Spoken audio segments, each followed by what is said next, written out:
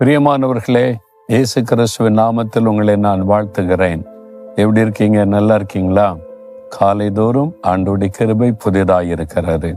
காலைதோறும் அவரை சந்திக்கணும், அவரோடு பேசணும், அவருடைய குரலை கேட்கணும்.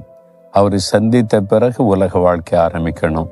அப்போ தினமும் அவருடைய பிரசன்னத்தை உணர முடியும். நாள் முழுவதிலும் அவர் கூட இருக்கிறதை உணர்ந்து நம்ம மகிழ்ச்சியோடு செயல்பட முடியும். சரி, இங்கே ஒரு வீட்டுக்கு முன்னால் நின்று பேசுகிறேன். இது என்ன வீடு அப்படின்னு பார்க்குறீங்களா? ஸ்காட்லாந்து தேசம் இருக்குல்ல, யுனைடெட் கிங்டம், அதில் ஒரு தேசம்தான் ஸ்காட்லாந்து. இந்த ஸ்காட்லாந்து தேசத்தில் கிளாஸ்கோ பட்டணத்தில் இருக்கிற பிளைன்டைர் என்கிற ஒரு இடம். இந்த வீடு யாருடைய வீடுனா, டேவிட் லிவிங்ஸ்டன் என்கிற ஒரு மிஷினரி. அவர் மிஷினரிகளுக்கு ஒரு முன்னோடி, பயனியர் மிஷினரின்னு சொல்லுவாங்க.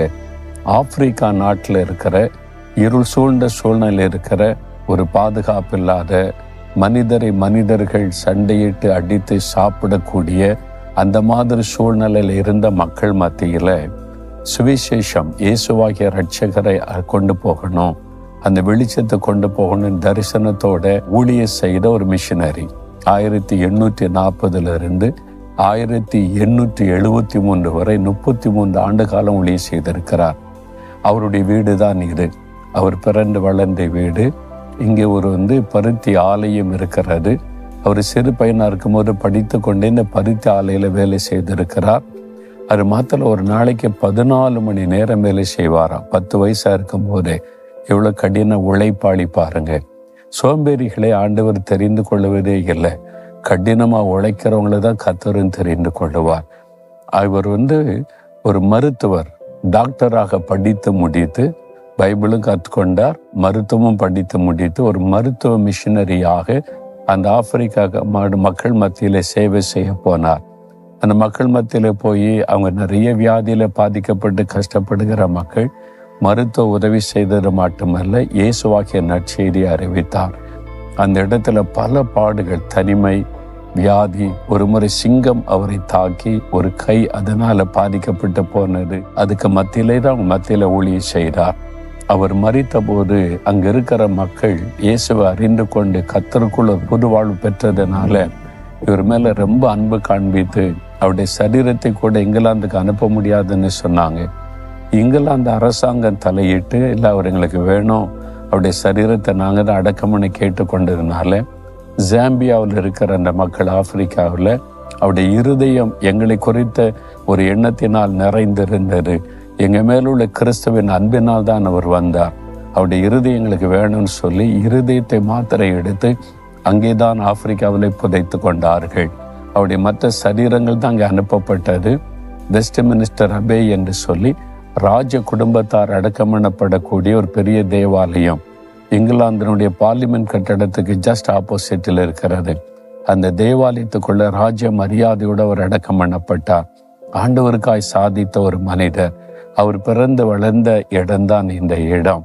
இதுங்க வரும்போதே ஆண்டவர் மேல அவர் எவ்வளவு அன்பு வைத்து தியாகத்தோடு ஊழியம் செய்திருக்கிறார். அந்த பாதிப்பு நம்முடைய உள்ளத்தில் உண்டாகும். சரி, இந்த நாளில் ஆண்டவர் என்ன வசனம் வைத்திருக்கிறார் நினைக்கிறீங்களா? உபாகமம் 33 அதிகாரம் 29வது வசனம். ஆண்டவர் சொல்லுகிறார், உனக்கு சகாயம் செய்யும் கேடகமும் உனக்கு மகிமை பொருந்தின பட்டயமும் கர்த்தர்தான். உங்களுக்கு கேடயம், பட்டயம், இந்த ரெண்டுமாய் கர்த்தர் இருக்கிறார் என்று ஆண்டவருடைய வாக்குத்தத்த வார்த்தை சொல்லுகிறாரு. இது என்னது கேடயம், பட்டயம் நினைக்கிறீங்களா? அந்த காலத்தில் யுத்தம் பண்ணும்போது, இந்த கால யுத்தம்ல வேற, கண்டம் விட்டு கண்டங்க பாய்கிற ஏவுகணைகள். இப்போ வேற மாதிரி யுத்தங்கள் விட்டது, விமான தாக்குதல்கள். இப்போ இந்த காலத்தில் ட்ரோன் மூலமாக குண்டு வச்சு அனுப்பி தாக்குற காலம் விட்டாரு. ஆனால் அந்த காலத்தில் எதிரியோட சண்டையிட போனால் வலது கையில் பட்டயம் இருக்கும், இடது கையில் கேடயம் இருக்கும். எதிரி தாக்கும்போது நாமை பாதுகாத்து கொள்ள கேடயம், அதை வைத்து தடுப்பது. எதிரியை தாக்குவதற்கு பட்டயம். இந்த ரெண்டுமே கர்த்தர் தான் நமக்கு. இந்த உலகத்தில் நமக்கு யாருங்க சத்துரு நினைக்கலாம்? மனிதர்கள் சத்துரு வரல. கண்ணுக்கு தெரியாத எதிரி பிசாசானவன்.